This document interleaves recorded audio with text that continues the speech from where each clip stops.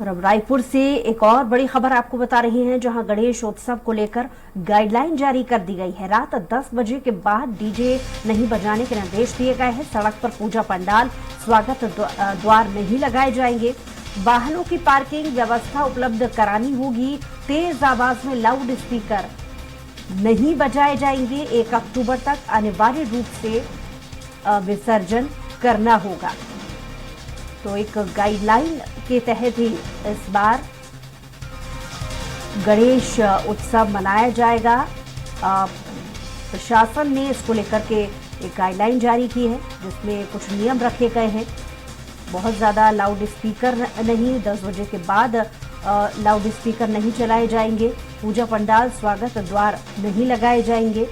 वाहनों की पार्किंग की व्यवस्था पहले करनी होगी और 1 अक्टूबर तक ही अनिवार्य रूप से विसर्जन करना होगा।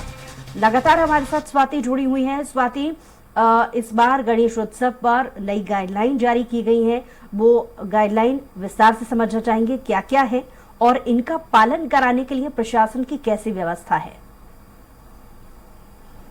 जी देखिए, बिल्कुल प्रशासनिक गाइडलाइन की बात करें तो वो तमाम समान, इसको तमाम और सामान्य में इसलिए कह रही हूँ पूछना क्योंकि ये बेसिक्स में है, लेकिन कुछ लोग जो है वो उत्सव को इस पारंपरिक पर्व को कहीं ना कहीं ढोल धमाल की धूम में गुम कर देते हैं। तो इन्हीं चीजों को ध्यान में रखते हुए छत्तीसगढ़ की राजधानी रायपुर में ये एक तरह का नोटिस और एक तरह का अलर्ट सिस्टम जो है वो लोगों के लिए जारी किया गया है कि अगर कोई भी व्यक्ति 10 बजे के बाद अगर किसी भी तरह का साउंड सिस्टम का यूज करता है या किसी भी तरह का धुमाल का यूज करता है तो उस पर खासा प्रतिबंध है। और इन चीजों को, इन नियमों को मनवाने के लिए प्रशासन ने काफी अच्छे पुलिस बल की व्यवस्था भी राजधानी में की हुई है।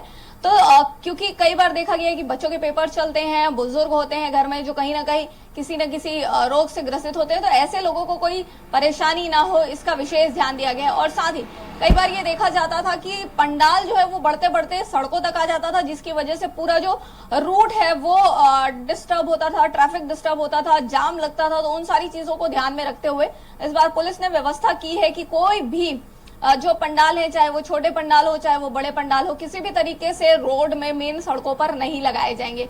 उन सबको अंदर कहीं ना कहीं व्यवस्था दी जाए और फिर वो वहां पर गणपति जी की स्थापना जो है वो करें। आज से लगभग 11 दिन तक का ये आयोजन है, लेकिन कई बार ये भी देखा गया है कि लोग अपने शोरगुल में गणपति जी को या भगवान की पूजा अर्चना में लगकर कहीं ना कहीं वो डेट जो है विसर्जन का वो एक्सटेंड होता रहता है। उस चीज को लेकर भी खासा, क्योंकि विसर्जन के लिए भी अलग व्यवस्थाएं जो है वो करनी पड़ती है। बारिश का मौसम है, कई बार हमने ऐसा देखा है कि अप्रिय घटनाएं भी निकलकर सामने आती हैं। उन सबको ध्यान में रखते हुए प्रशासन ने ये इस बार पुख्ता किया है कि 1 अक्टूबर तक के किसी भी स्थिति में बप्पा का विसर्जन जो है वो हो जाए। तो इन तमाम गाइडलाइनों को मानते हुए ही इस बार गणपति महोत्सव का जो है वो सभी को आनंद लेना होगा, क्योंकि कहीं ना कहीं ये सारे जो सामान्य व्यक्ति हैं उनके लिए बहुत महत्वपूर्ण हो जाता है। जी चलिए स्वाति, बहुत शुक्रिया तमाम जानकारी के लिए।